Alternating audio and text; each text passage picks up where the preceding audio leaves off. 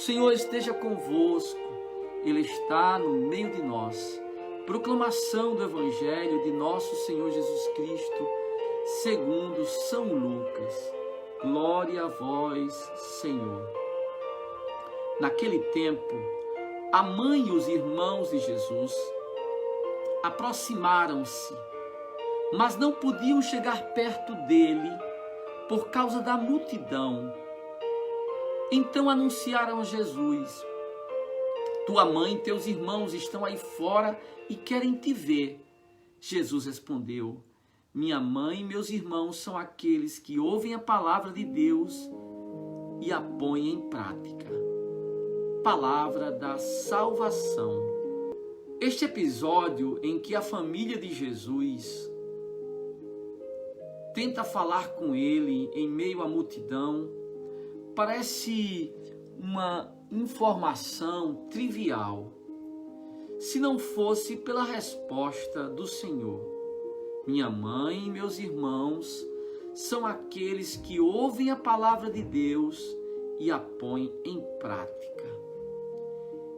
De fato, esta afirmação do Senhor causa um certo embaraço, sobretudo porque aparentemente sugere uma certa relativização da figura da Virgem Maria, por quem nutrimos um grande amor e devoção. Claro que boa parte desta problemática procede de uma leitura superficial e atomizada da Sagrada Escritura, que não permite que cada versículo bíblico seja iluminado e explicado à luz de toda a Escritura. É preciso ler com atenção o texto e reconhecer os problemas que ali existem e, sobretudo, o ensinamento precioso que pode ser descortinado a partir de uma leitura atenta.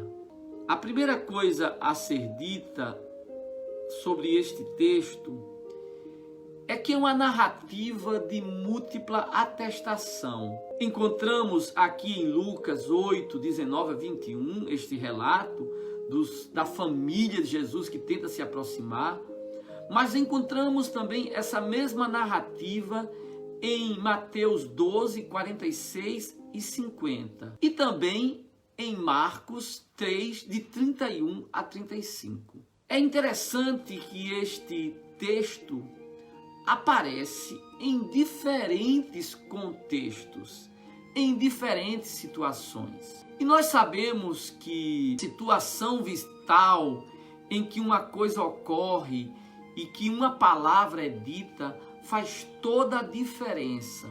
Assim é na vida e é também na Bíblia. Ao que tudo indica, o evangelho que melhor retrata o momento em que este episódio ocorreu é exatamente o evangelho de Marcos. Por isso nós vamos nos reportar agora a ele, embora a perícope proclamada tenha sido de Lucas. Se você for a este evangelho, isto é, Marcos, verá que este episódio da família de Jesus é precedida de uma observação. Está lá em Marcos 3:20. Jesus voltou para casa. Acontece que quando seus familiares tomam conhecimento do que estava acontecendo, do que Jesus estava fazendo, o texto diz que eles saíram para detê-lo, porque diziam: enlouqueceu. Se nós lemos com atenção o Evangelho, veremos que este episódio do dito de Jesus sobre sua mãe e seus irmãos, em Marcos, se nós vemos essa situação, nós vamos descobrir que esse dito de Jesus, ele está marcado por dois tipos de rejeição. No momento que Jesus diz essas palavras, ele tem sofrido dois tipos de rejeição. que nós chamamos rejeição adintra, isto é, no seio de sua família. O texto de Marcos nos diz, lá Marcos 3, 20 e 21, nos diz que chegou-se a dizer que Jesus estava louco por começar aquela obra missionária. E depois há uma rejeição à destra. Se você observar, poucos versículos antes, os escribas e fariseus afirmam que Jesus está possuído por Beelzebul. Jesus enfrenta oposição tanto na praça dos escribas e fariseus, como na casa de sua própria família. Este dito de Jesus deve ser visto dentro deste contexto polêmico. De fato, o Senhor enfrentou oposição dentro de sua própria família. A pergunta que poderia surgir espontaneamente é: teria a Virgem Maria se oposto à missão de Jesus? Teria dado ela anuência a esse movimento de oposição? A resposta é clara: não. Como podemos saber isso? Simples. Na verdade, temos muitas indicações bíblicas da fé da Virgem, de que ela não só acolheu o Filho de Deus em seu ventre, mas também na sua alma, no seu coração. Porém, no que toca a este particular, nós podemos ter presente o texto do Evangelho de João, que faz um esclarecimento precioso. Ele diz: nem mesmo os irmãos criam nele. Está lá em João 7,5. Então essa oposição a Jesus não é por parte da mãe, mas por parte dos ditos irmãos de Jesus, isto é, dos parentes de Jesus. Lá em João não se diz que Maria não acreditava em Jesus, se diz que os irmãos, isto é, os parentes dele, não acreditavam nele. De modo que está evidente que a rejeição da missão não é por parte da mãe, mas dos parentes de Jesus. Embora, mesmo que não tivéssemos essa informação do Evangelho de João, saberíamos pela encarnação e pelos relatos da Páscoa e de Pentecoste que a Virgem foi totalmente aberta ao plano e à vontade de Deus. Porém, não podemos negar que existe aqui uma tensão na família de Jesus. Talvez essa informação nos ajude a compreender quando muitos em nossos lares nos rejeitam, nos ignoram, nos criticam e até nos perseguem por causa da nossa caminhada de fé. Isso que aconteceu com Jesus acontece com muitos.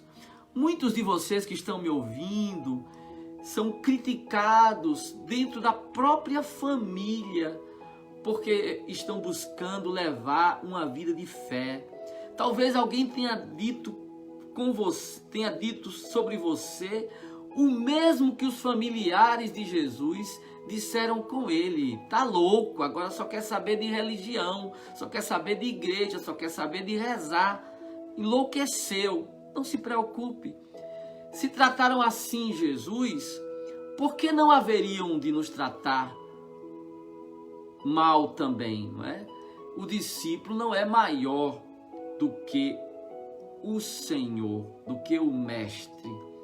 Bom, esse é um ensinamento simples, mas precioso, eu entendo. Todavia, este não é o aspecto mais importante do texto. A resposta de Jesus traz um ensinamento precioso sobre a comunidade da nova aliança, sobre o reino de Deus, sobre a igreja. Enquanto no Antigo Testamento a comunidade primitiva da aliança estava afirmado em laços de consanguineidade, isto é, O povo de Deus era constituído no Antigo Testamento pelos descendentes de Abraão, segundo a carne. Isto é, a pertença à comunidade da nova aliança, no entanto, se fundamenta em outro tipo de vínculo. Recordemos-nos, por exemplo, que para ser sacerdote no Antigo Testamento, você precisava ser filho de sacerdote. Para ser rei, precisava ser filho de rei. Para ser judeu, precisava ser filho de judeu.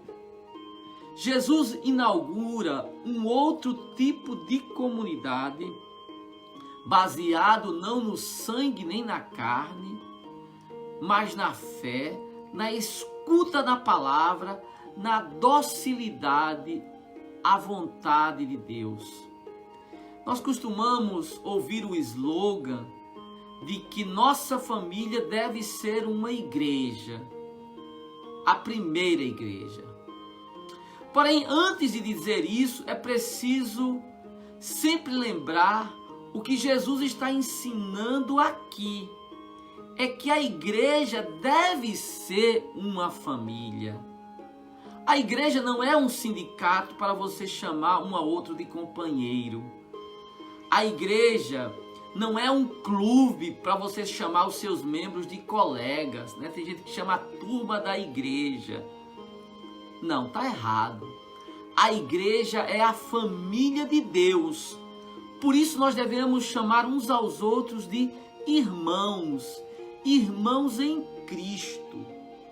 O que nos une não é a cor dos olhos, a cor da pele, o status social, a nacionalidade, nem o nível intelectual, nem a cor partidária.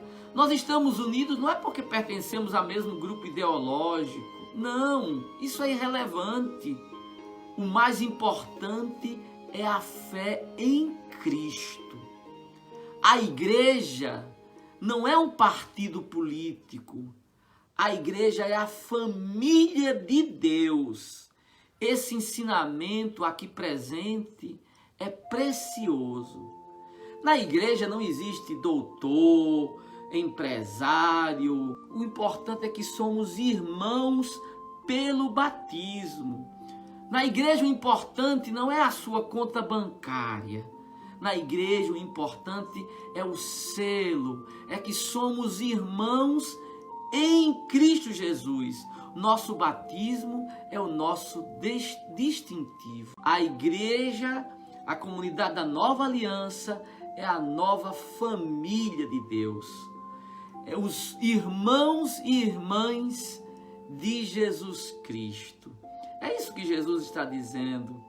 É uma comunidade que está aberta à palavra de Deus, a escutar a palavra de Deus, está empenhada em cumprir a palavra de Deus. Depois, quanto à afirmação de que minha mãe é aquela que ouve a palavra de Deus e a põe em prática, não pode ser visto em hipótese alguma, eu digo em hipótese alguma, como uma crítica à Santíssima Virgem. Por quê?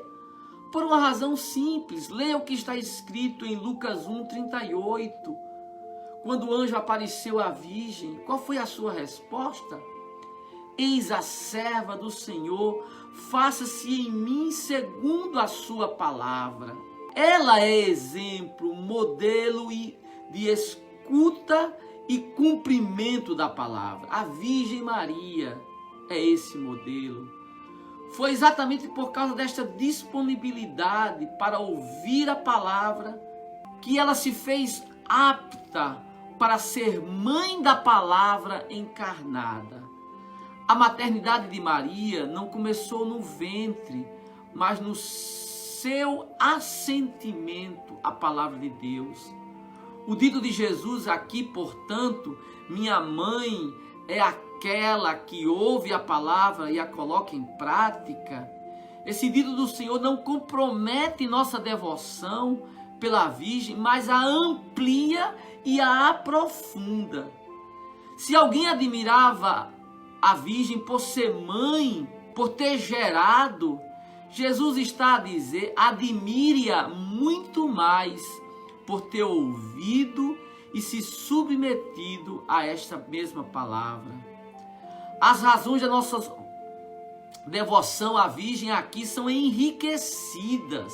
As razões da nossa devoção à Virgem são ampliadas, até porque este aspecto da escuta da palavra é susceptível de ser imitada.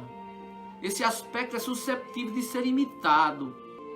Enquanto que a concepção foi um evento único, de modo que, se olhar apenas para este aspecto irrepetível, sentimos-nos desconectados, descompromissados. E olhamos para seu exemplo, isto é, o exemplo da Virgem, como algo que não nos toca. Lembremos-nos, na cruz, Jesus nos deu como mãe. Ele diz, eis aí a tua mãe. Ela é mãe não apenas de Jesus porque gerou, mas porque é dócil à palavra. E ela é nossa mãe não porque nos gerou, mas porque fez a vontade de Deus.